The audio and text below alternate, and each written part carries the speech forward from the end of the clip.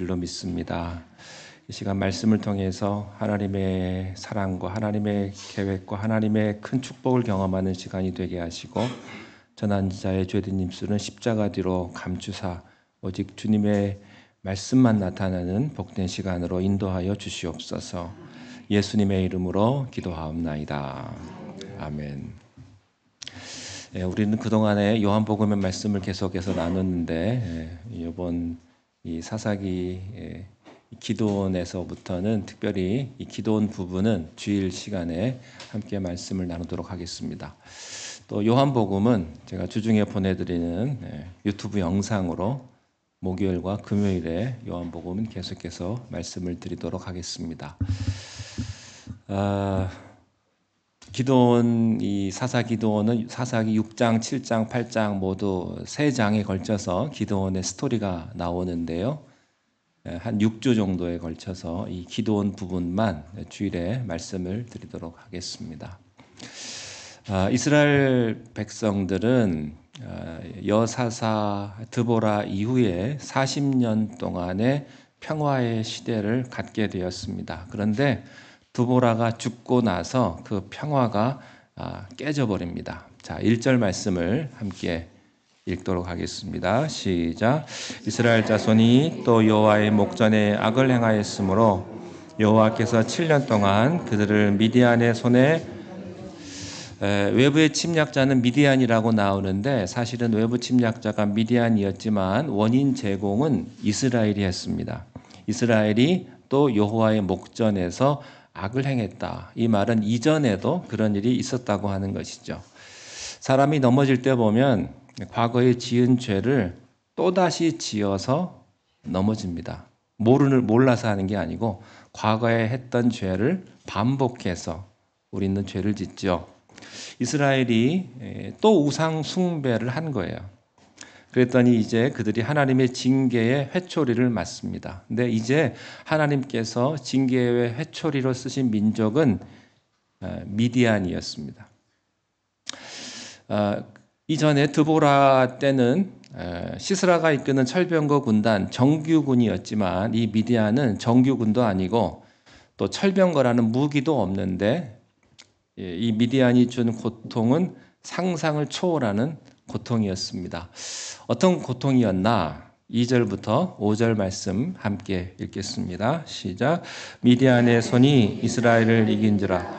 이스라엘 자손이 미디안으로 말미암아 산에서 웅덩이와 글과 산성을 자기들을 위하여 만들었으며 이스라엘이 파종한 때면 미디안과 아말렉과 동방 사람들이 치러 올라와서 진을 치고 가사에 이르도록 토지 소산을 멸하여 이스라엘 가운데 먹을 것을 남겨두지 아니하며 양이나 소나 나귀도 남기지 아니하니 이는 그들이 그들의 짐승과 장막을 가지고 올라와 메뚜기 떼같이 많이 들어오니 그 사람과 낙타가 무수함이라. 들어와 멸하려 하니.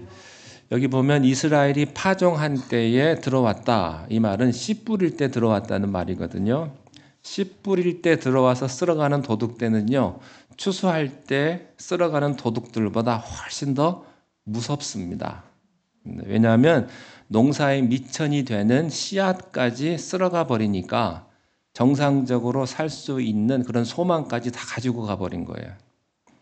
이 미디안 사람들이 얼마나 지독하냐 하면 사람들만 온 것이 아니고 올 때 자기들의 가축들을 다 끌고 와가지고 이스라엘 가축들이 먹어야 될 풀들을 다 먹게 했습니다. 마치 불개미 떼와 같이 이런 떼강도 같은 그런 무리들이 바로 이 미디안 사람들이었습니다.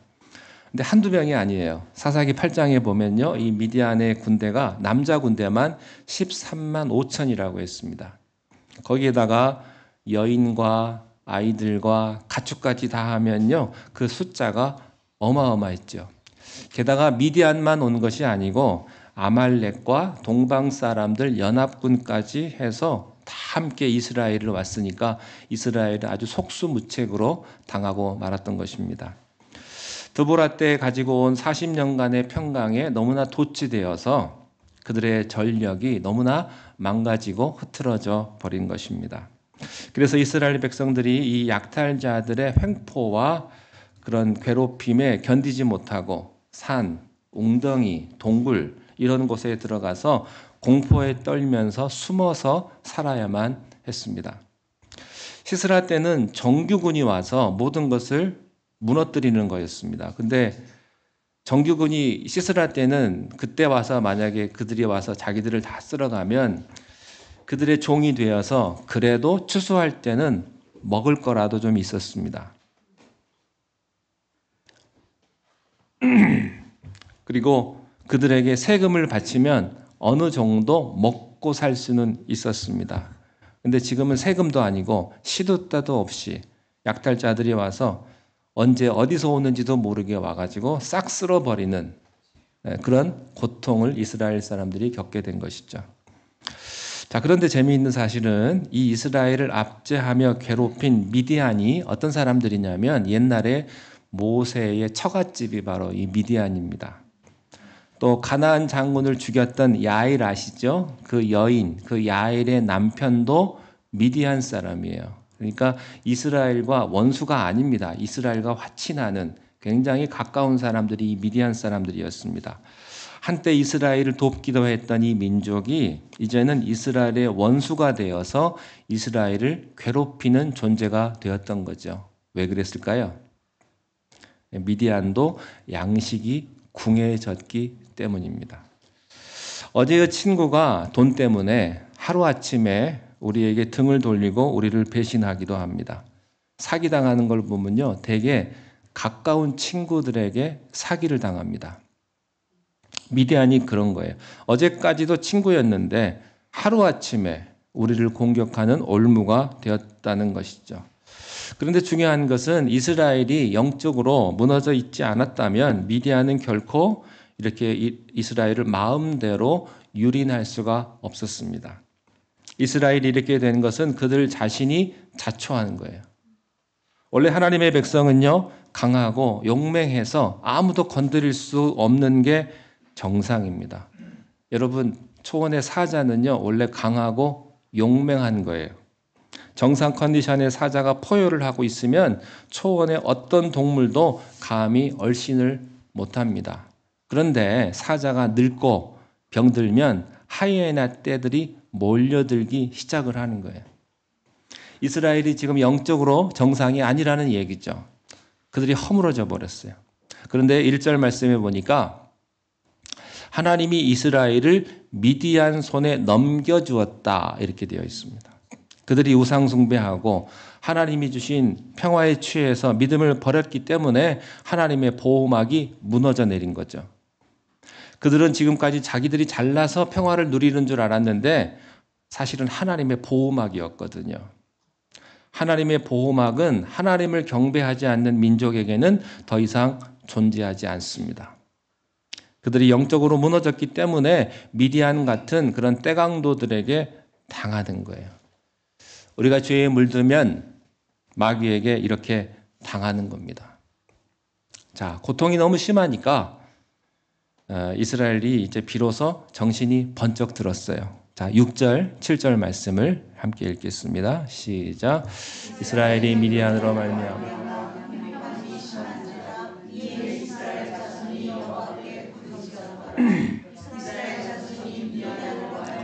여호와께 부르짖었으므로, 여기 부르짖었다라는 말이 영거푸 2번 나옵니다. 간절히, 굉장히 간절히 기도했다라는 것이죠. 여러분, 정말로 절박할 때 한 기도하고요, 보통 때 하는 기도는 강도가 다릅니다. 하나님은 우리에게 이런 회개 기도를 기다리고 계시는 거죠. 벌받을 짓을 애초에 하지 않는 것이 중요하지만 벌받을 때는 빨리 깨닫고 하나님께 돌아오는 게 제일 급합니다. 탕자를 아시죠? 탕자가 한 일 중에 제일 잘한 게 있어요. 그것은 회개하고 아버지께로 돌아왔다는 거예요. 돌아오기로 결단해야 하나님께서 우리를 용서하실 수가 있습니다. 그러므로 지혜로운 자는요, 징계의 수위가 더 높아지기 전에 빨리 깨닫고 회개하고 부르짖어야 합니다. 특별히 이럴 때일수록 함께, 온 가족이 함께 부르짖을 때 하나님의 마음이 움직이시는 겁니다. 여러분의 가정이 위기가 왔다면 여러분의 가정 모두가 다 함께 모여서 기도할 수 있기를 바랍니다. 그러면 하나님께서 우리에게 살 길을 열어주실 것입니다. 자, 그런데 하나님께서 이 이스라엘의 기도에 반응을 하시는데 예전과는 다른 반응을 보이세요. 8절입니다. 8절 시작. 여호와께서 이스라엘 자손에게 한 선지자를 보내시니 여호와께서 이같이 말씀하시기를 이스라엘의 하나님 내가 너희를 애굽에서 인도하여 내어 너희를 근종 되었던 집에서 나오게 하여 우리 9절도 함께 볼까요? 시작. 애굽 사람의 손과 너희를 학대하는 모든 자의 손에 너희를 건져내고 그들을 너희 앞에서 쫓아내고 그 땅을 너희에게 예전에는 하나님이 어떻게 반응하셨냐면 이스라엘이 부르짖으면요 하나님께서 그 즉시 사사를 보내주셔서 구원하셨는데 근데 이번에는 아니에요.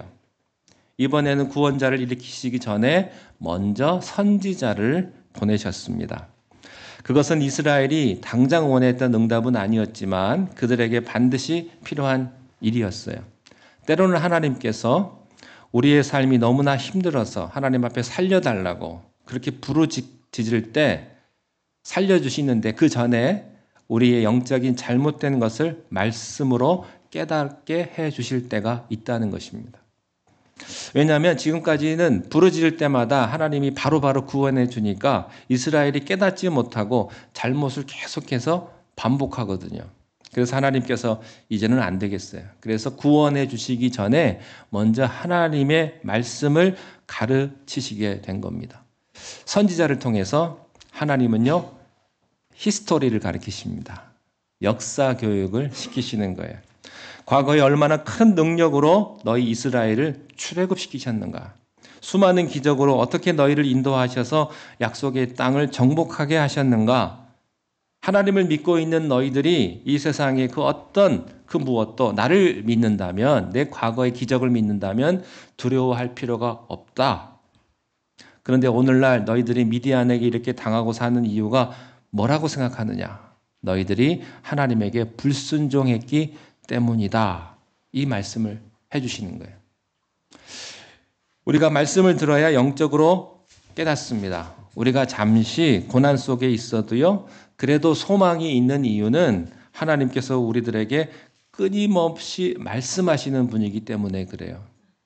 여러분, 말씀을 끊어버리면 모든 것이 다 끊어져 버리는 것입니다. 그런데 하나님께서 야단을 치시더라도 말씀하고 계시다는 것은요, 아직 하나님의 은혜의 길이 여러분에게 있다고 하는 것을 보여주는 것이죠. 하나님께서는 선지자의 말씀을 통해서 이 힘든 상황에 영적인 해석을 해주셨어요. 믿음은 어떻게 보면 해석이거든요. 똑같은 일도요, 믿음이 있는 사람과 믿음이 없는 사람의 해석이 다릅니다. 믿음의 사람은요, 내게 일어나는 상황에 대해서 화를 내고 분노하기 전에 일단 하나님의 음성을 들으면서 이것을 영적으로 해석을 하는 거예요.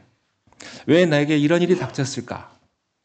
내 힘으로 해석이 안 되니까 하나님의 말씀이 도와주시는 거예요. 여러분, 부르짖는 것만으로는 충분하지 않아요.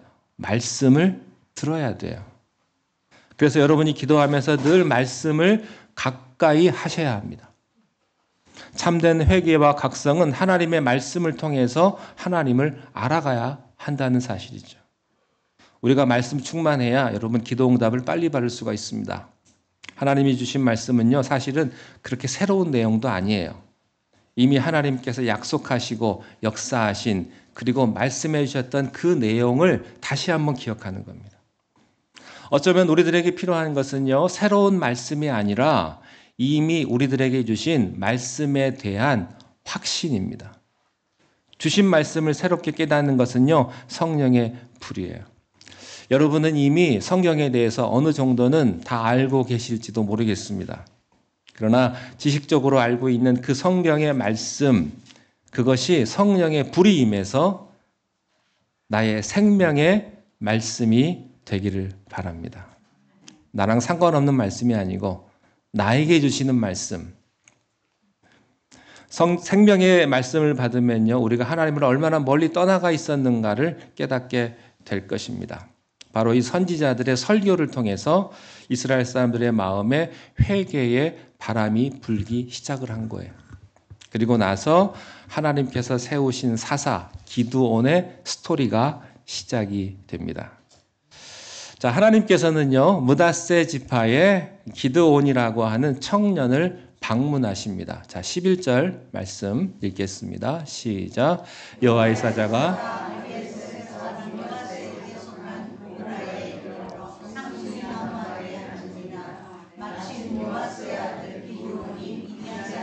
알리지 아니하려 하여 말을 포도주 틀에 타작하다니. 여기 말씀에 밀 타작을 포도주 틀에서 한다는 말 그냥 넘어가기 쉬운데 이것은 조금 우리가 좀 깊이 생각해 볼 필요가 있는 말씀입니다. 그 당시에 이스라엘의 포도주 틀은요, 영상 준비된 화면을 보면서 좀 설명을 드리도록 하겠습니다. 그림을 좀 보여주시기 바랍니다. 이게 바로 포도주 틀입니다. 포도즙을 만들어내는 거 굉장히 크죠. 이게 여러 가지 구덩이가 있는데 이 구덩이를 연결해 가지고 수확한 포도를 한쪽에 놓고 거기 여러 사람이 들어가서 포도주를 발로 밟습니다. 그리고 포도주 즙을 냅니다. 포도를 으깨는 장소죠. 그런데 이곳에서 밀타작하기는 적합하지 않은 장소입니다. 여러분, 밀타작은 어디서 해야 될까요? 바람이 잘 부는 평지에서 해야 됩니다. 왜 그렇습니까? 바람 불어야 되니까. 껍질을 분리해서 버려야 되잖아요. 근데 밀타작을 포도주를 만드는 그 틀에서 했다는 이야기는 뭘까요? 숨었다는 이야기예요. 혹시라도 밖에서 털다가 미디안 사람들이 보고 쳐들어올까 봐 몰래 숨어서 안 보이는 곳에서 밀타작을 했다고 하는 것이죠. 사실 이것은 그 당시에 기드온뿐만 아니라 이스라엘 모든 사람들이 아마 그렇게 했을 거예요. 얼마나 그들이 불안하고 두렵고 힘든 삶을 살아가는가를 보여주는 것인데요. 하나님께서는 그렇게 기드온의 삶의 현장으로 찾아와 주십니다. 하나님은 여러분이 불안하고 비참하고 가난하고 힘든 현장 속으로 찾아오시는 분인 줄로 믿습니다. 자, 기드온이 아주 소심하고 아주 두렵고 그곳에서 밀타작을 할 때 주님이 오셔서 하신 말씀이 또 기가 막혀요. 12절을 함께 보겠습니다. 12절 시작. 여호와의 사자가 기드온에게 나타나 이르되 큰 용사여 여호와께서 너와 함께. 큰 용사라고 합니다. 영어 성경에 보니까 mighty warrior, 강하고 위대한 용사여 이렇게 이야기를 합니다. 지금 무서워가지고 그 포도즙 틀에서 몸을 싹 감추고 거기서 밀타작을 하고 있는 기드온에게 큰 용사여. 아마 기드온이 깜짝 놀랐을 거예요. 히브리어 원어에 보면 그 하나님께서 너와 함께 계시느니라 그 다음에 큰 용사라는 단어가 나옵니다. 한국어 성경은 좀 이게 바뀌었는데 순서가 큰 용사라는 말이 하나님 함께 하신다라는 말 다음에 나와요. 그 말은 하나님이 지금 함께 하시는 것은 아니지만 하나님께서 너와 함께 하심으로 너는 큰 용사가 될 것이다 라고 하는 뜻입니다. 특히 용사라는 말은 강하게 만든다라고 하는 히브리어 기보르라는 단어에서 왔는데요. 이제부터 하나님께서 너를 강한 용사로 만들 것이다. 너는 지금은 작은 자지만 너를 큰 자로 만드실 것이다 라는 거예요. 여러분, 하나님께서 오시면 작은 자도 큰 자가 될 줄로 믿습니다. 기드온이 믿을 수가 없어요. 여러분 같으면 믿어지시겠습니까? 하나님이 오셔서. 하나님이 오시는 것도 안 믿어지는데 주님이 오셨을 때 기드온이 눈물을 흘리면서 아멘 해야 되는데 자 13절 어떻게 했나 보십시오. 시작. 기드온이 그에게 대답하되 오 나의 주여 여호와께서 우리와 함께 계시면 어찌하여 이 모든 일이 우리에게 일어났나이까. 또 우리 조상들이 일찍이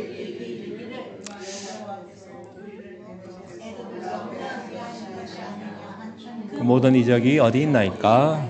이제 여호와께서 우리를 버리사 미디안의 손에 우리를 넘겨주셨나이다. 신세한탄하는 겁니다. 믿음이 없을 때는요 하나님에게 따지기를 잘합니다. 보니까요, 자식들도요, 그 문제가 좀 있으면 부모님에게 따지는 자식들이 많더라고요. 근데 부모를 정말로 믿고 신뢰하고 사랑하면 그러지 않아요. 그냥 부모님 하자는 대로 하지. 믿음이 없는 하나님의 자녀도 마찬가지로 하나님 앞에 따집니다. 기드온은 이미 선지자를 통해서 하나님께서 이스라엘에게 주신 말씀을 들어서 알고 있었어요. 그런데 기드온은 자기들이 불순종한 건 다 잊어버리고 어째서 애굽에서부터 우리를 이끌어 오셨다는 그 기적의 하나님이 왜 지금은 기적을 행하지 아니하시고 미디안의 손에 우리를 죽을 고생을 하게 하십니까? 조상들에게는 큰 능력을 보여주셨는데 사람 차별하는 겁니까? 왜 우리들에게는 아무 일도 안 해주시는 겁니까? 아마 이것은 이스라엘 그 당시의 모든 사람들의 생각이었을 것입니다. 신앙이 어리잖아요. 그러면 하나님의 말씀을 자기 듣고 싶은 것만 듣습니다. 그러다 보니까 진짜 중요한 핵심을 놓치는 거예요. 우리가 회개할 것은 쏙 빼놓고, 자기 잘못한 건 쏙 빼놓고요. 자기 죄 때문에 징계하시는 하나님의 그 징계만을 강조하시는 거예요. 왜 이런 고난을 받아야 됩니까? 이런 원망할 때가 아니죠. 하나님 잘못했습니다. 우리가 지은 죄가 많아서 이렇게 잘못됐네요. 지금은 회개할 때예요. 여러분, 우리도 회개해야 될 때 회개하지 않고 원망할 때가 얼마나 많습니까? 나는 죄가 없는데 왜 이렇게 억울하게 당하고 있어야 합니까? 여러분 정말 죄가 없으세요? 여러분 한 건 다 잘한 일만 있습니까? 여러분의 판단은 다 옳은 일입니까? 사실은요, 우리가 깨닫지 못해서 없는 거지 영의 눈이 둔감해서 없는 거죠. 우리가 왜 회개할 게 없겠어요? 하나님께 따질 때가 아니고 지금은 하나님께 회개할 때입니다. 그러면 주님의 마음을 얻게 될 것입니다. 기드온이요, 자기가 지금 처한 상황이 너무나 힘드니까 사실은 기드온도 좀 이해가 돼요. 오죽하면 그랬겠어요. 하나님의 말씀을 받아들일 수가 없어요. 여러분, 우리 상황이 너무 힘들잖아요. 그러면 솔직히 말해서 교회 안 나오고 싶어요. 나 안 믿고 싶어요, 하나님. 말씀 받아들이는 게 쉽지가 않죠. 자꾸 힘든 원인을 다른 데로 돌리고 하나님에게로도 돌리는데 그 당시에 그 시대 사람 모두들의 생각이었다고 하는 것이죠. 자, 재미있는 것은 이 기드온의 투정에 하나님은 아무 말씀도 안 하시고 아주 동문서답과 같은 말씀을 하십니다. 14절입니다. 시작. 여호와께서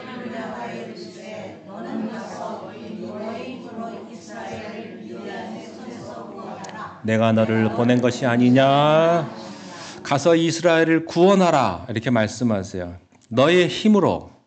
영어 성경에 보니까 go in the strength you have 이렇게 되어 있어요. 너가 가진 그 힘으로 가라. 구원해라. 이 힘은 지금 기드온이 가지고 있는 인간의 힘이 아니라 지금부터 부어주실 하나님의 힘이에요. 하나님의 일은 내 힘으로 하는 것이 아닙니다. 사명을 주시는 하나님은요, 반드시 사명을 준 그 사람에게 힘을 주시는 분인 줄로 믿습니다. 없는 능력도 하나님이 사명을 주시면 생기게 되는 거예요. 14절 말씀에 내가 너를 보낸 것이 아니냐, 이 말은 뭐냐면 내가 너를 보냈으니 내가 너를 책임질 거 아니냐, 왜 걱정하냐. 기드온은 이제부터 스스로 구원자가 되지 않고 하나님이 세우시는 구원자가 될 것입니다. 근데요, 기드온은 자기 힘으로 하라고 한 줄 알고 굉장히 놀란 거예요. 아이고, 하나님, 내 힘으로 어떻게 구원합니까? 지금 내 코가 석잔데 내가 저 건사하기도 바쁘고 내가 지금 숨어가지고 지금 포도주 틀에서 밀타작을 하는데 내가 어떻게 남을 구원합니까? 그러면서 기드온이요, 하나님을 가르쳐 줍니다. 내가 얼마나 허약한지를. 자, 15절입니다. 시작. 그러나 기드온이 그에게 대답하되 오 주여, 내가 무엇으로 이스라엘을 구원하리이까? 보소서, 나의 집은 므낫세 중에 극히 약하고 나는 내 아버지 집에서 하나님이 잘 모르시니까 하나님 앞에 설명을 해줘요. 하나님, 내가 이것도 없고요, 학벌도 없고요, 배경도 없고요, 능력도 없어요. 하나님 몰라도 너무 모르십니다. 하나님에게 자세하게 가르쳐 줍니다. 여러분, 하나님이요, 우리들 능력 없는 거 하나님이 더 잘하십니다. 우리 못난 거 우리보다 더 잘하세요. 그분이 하나님이세요.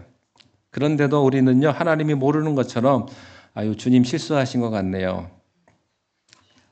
기드온은 이미 자존감이 땅에 떨어져 있었기 때문에 하나님께서 함께 하신다는 사실을 믿기가 어려웠던 것이죠. 그런데 하나님께서는 이미 다 아시고 기드온의 힘 가지고 이 일을 하려고 하지 않으셨어요.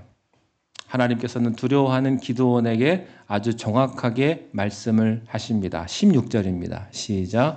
여호와께서 그에게 이르시되 내가 반드시 너와 함께 하리니 내가 미디안 사람 치기를 한 사람 치듯 하리라. 하나님이 함께 하시면 어떤 능력이 생기는가? 지금 미디안의 파워는 철병거가 아니라 숫자거든요. 남자 전투 병력만 13만 5천이 넘는데 하나님께서 그들을 한 사람 치듯이 너를 통해서 역사할 것이다. 여러분, 세상의 숫자 앞에서 기죽지 않게 되시기를 바랍니다. 하나님이 함께 하시면 기적이 일어날 것입니다. 자, 17절을 읽겠습니다. 시작. 기드온이 그에게 대답하되 만일 내가 주께 은혜를 얻었사오면 나와 말씀하시니가 주 되시는 표징을 내게. 기드온을 보면 좀 속이 터집니다.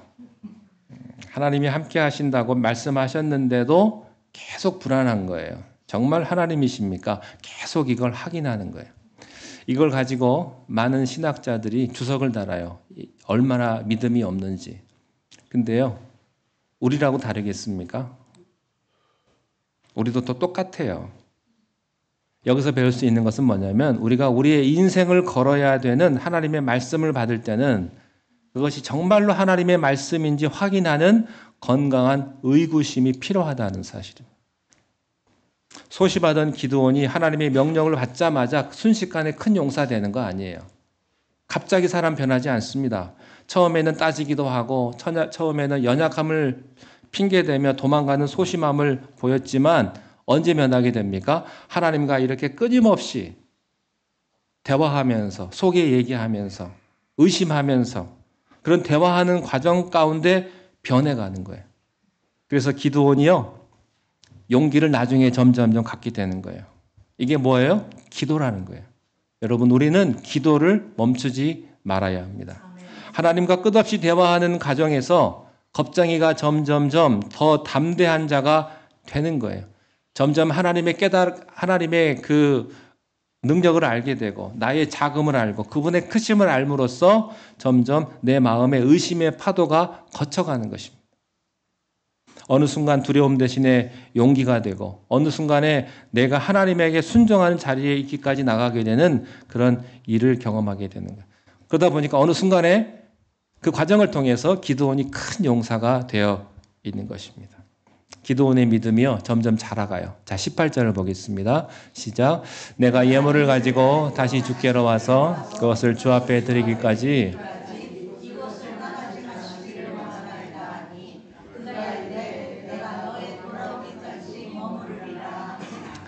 기드온이 이제 하나님이라는 것을 확신했어요. 그러니까 하나님 만났으니까 뭘 해야 되겠다고 마음 먹었냐면 예배 드려야 되겠다고 생각을 한 거예요. 예배에 빠질 수 없는 게 예물이거든요. 그래서 하나님, 내가 예물 준비하겠습니다. 잠깐만 계십시오. 어디 가지 마시고 꼭 이 자리에 계십시오. 내가 가서 준비 좀 해가지고 오겠습니다. 자, 19절 함께 읽겠습니다. 시작. 기드온이 가서 염소 새끼 하나를 준비하고 가루 한 에바로 무교병을 만들고 고기를 소쿠리에 담고 상수리 나무 아래 그에게로 가져다가 드림에. 여기서 가루 한 에바는요 22리터예요. 이게 어느 정도냐면 여러분 코스코 가면 물 사다 드시죠. 그 물 한 병이 한 500리터 되거든요. 그게 44병입니다. 그러니까 딱 그 한 박스 들고 오는 양이에요. 그게 가루 한 에바예요. 그 정도의 양을 지금 들고 온 것입니다. 아마 이것은 생식 가루이기 때문에 한 달 정도의 양식은 됐을 거예요. 미디안이 수시로 약탈을 해가는 이런 상황 속에서 이걸 가져다가 무교병을 만든다는 것 쉽지 않습니다. 게다가 염소 새끼. 여러분 시골 출신들이시니까 다 아시잖아요. 집에 있는 동물. 살림미천 아닙니까? 집에 있는 송아지 한 마리가. 집에 있는 모든 것 아니겠습니까? 이 보릿고개 시절에 기드온은요, 최선의 예물을 하나님 앞에 드린 거예요. 믿음이 자라니까 하나님에게 최선의 것을 드린 겁니다. 그 예물을 하나님이 기뻐 받으시고 하늘의 불로 태워 주셨어요. 자, 그런데 기드온이 기뻐할 줄 알았는데 의외의 반응을 보입니다. 22절입니다. 시작. 기드온이 가서 사자인 줄을 알고 이르되 슬프도소이다.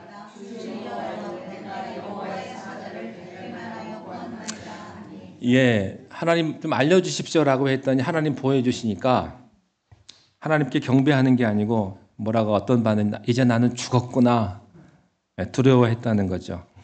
왜냐하면 그 당시에 통념이, 사회적인 통념이 하나님을 보면 죽는다라는 그런 통념이 이스라엘 사람들에게 있었기 때문이에요. 그만큼 하나님을 본 적이 오래됐다는 것입니다. 우리가 하나님 앞에 예배 드리는 게 오래되잖아요. 오래되면 특징이 뭔지 아세요? 하나님을 무서워해요. 여러분, 두려움, 그것을 마귀가 더 확장시킵니다. 그래서 하나님이 말씀하십니다. 너가 죽지 않을 것이다. 두려워하지 말아라. 그러면서 이제 사랑이 하나님의 실체, 그 능력이 하나님의 실체를 보면서 다른 사람으로 바뀌어져요. 그 증거가 마지막 절 24절입니다. 시작. 기드온이 여호와를 위하여 거기서 제단을 쌓고 그것을 여호와 샬롬이라 하였더라. 그것이 오늘까지 아베에셀 사람에게 속한. 여러분, 여호와 샬롬이라는 말 들어보셨습니까? 평안, 하나님은 평안이시다. 샬롬, 이스라엘 사람들의 인사말인데 성경에서 제일 처음 나온 샬롬이 여기서 나옵니다. 여기서.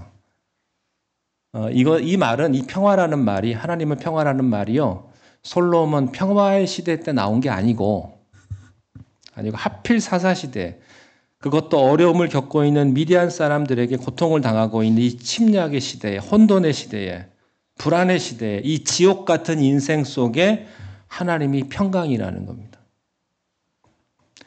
기드온과 당시 이스라엘 사람들의 마음에는요, 샬롬이 없었습니다. 불안하고 두려웠어요. 그런데 하나님의 임재가 오심으로 말미암아 그 두려움이 사라지게 된 거예요. 기드온의 마음에서 두려움이 사라지고 샬롬이 들어와야 이제 그는 이 세상에 하나님의 평강을 가져오는 용사가 될 수 있었던 겁니다. 모든 것은 우리의 마음에서부터 시작됩니다. 디모데후서 1장 7절 말씀 우리 화면을 보면서 함께 읽겠습니다. 시작. 하나님께서 우리에게 주신 것은 두려워하는 마음이 아니요 오직 사랑과 절제하는 마음이니, 그러므로 여러분 마음에 두려움이 왔다.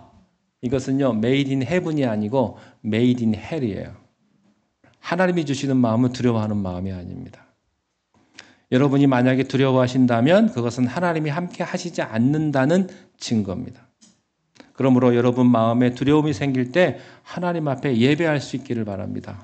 기드온처럼 나의 베스트를 드리면, 하나님 앞에 예배하면 그 두려운 마음 대신에 능력이 생기게 될 것입니다. 여러분, 우리의 상황은 변하지 않아요. 기드온 시대나 지금의 시대나 다 불안한 시대입니다. 지금도 사실은 기드온 시대 때하고 다를 게 뭐가 있겠습니까? 그죠? 다 힘들고 어려운 시대를 살아갑니다. 그러나 우리가 하나님을 체험하면 하나님의 샬롬이 여러분을 채우게 될 것입니다. 지금까지 두려워서 주변 환경 때문에 무서워했던 그 기드온이 이제는 두려워하지 않아요. 기드온처럼 미천하고 소심한 사람도요, 큰 용사가 될 수 있습니다. 기드온이 제가 3장에 나온다고 했잖아요. 6장, 7장, 8장에 나오는데 희한하게 기드온이 적과 싸우는 장면은 그리 길지 않고요. 하나님과 기드온이 만나는 장면이 굉장히 길게 나옵니다. 여러분, 모세가 홍해를 가를 그 기록은요, 성경에 몇 절 없어요. 어떤 성경이 뭐가 제일 많은 줄 아세요? 하나님과 모세가 만나는 장면이 제일 많아요. 만약에 여러분이 영화를 만든다면 어떤 장면을 제일 많이 넣겠어요? 클라이막스. 홍해가 갈라지는 걸 제일 길게 만들지 않겠습니까? 근데 성경은 그렇지 않아요. 그건 짧아요. 언제가 중요하냐? 하나님과의 만남의 시간을 정확하고 자세하게 기록하고 있습니다. 그래야 기적이 나타나는 거예요. 여러분, 우리가 기도하면 하나님 응답하시죠? 근데 기적을 우리는 원하지만 그 기적 주시는 것보다 하나님과 우리의 만남이 더 중요하다는 거예요. 그 만남을 통해서 하나님이 응답하시는 거고 하나님의 능력을 보여주시는 거예요. 오늘 설교가 좀 길었는데 다음 주부터 좀 줄여야 되겠죠, 시간을. 여러분, 하나님과의 만남을 통해서 어떤 두려운 마음도 다 사라지고 참된 하나님의 샬롬, 여호와 샬롬, 그 평안이 여러분의 가정에 함께 하시기를 축원합니다. 기도하겠습니다. 하나님 아버지, 세상은 우리를 무너뜨리려고 하고 우리를 힘들게 하지만 주님께 주시는 하늘의 평강의 마음으로 우리가 이 세상을 기쁨으로 살아가게 인도하여 주시옵소서. 도우시는 하나님의 능력 가운데 강한 용사가 되게 하시고 주님께서 우리와 함께 하심으로 어떤 두려운 마음도 다 사라지게 하여 주옵소서. 예수님의 이름으로 기도하옵나이다. 아멘.